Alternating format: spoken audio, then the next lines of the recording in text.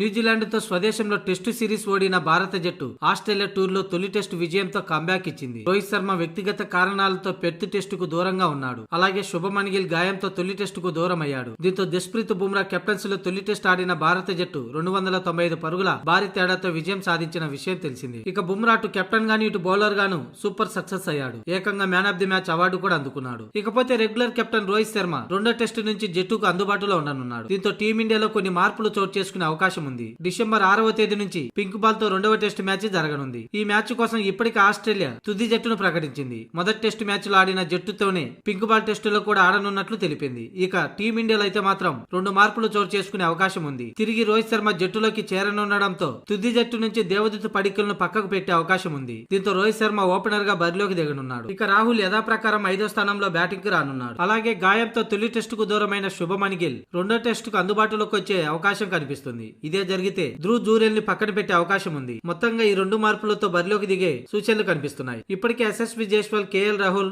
విరాట్ కోహ్లీ మంచి ఫామ్ లో ఉన్నారు. వీరికి తోడు రోహిత్ శర్మ కూడా ఫామ్ ను అందిపుచ్చుకుంటే రెండో మ్యాచ్ కూడా టీమిండియా గెలిచే అవకాశాలు ఉన్నాయి. కానీ పింక్ బాల్ టెస్టు భారత్ కంటే కూడా ఆస్ట్రేలియాకే ఎక్కువ ఆడిన అనుభవం ఉంది. ఇప్పటికే ఓటమి బాధలో ఉన్న ఆస్ట్రేలియా కసితో ఆడే అవకాశం ఉంది. దీంతో ఈ మ్యాచ్ రసవత్తరంగా సాగనుంది.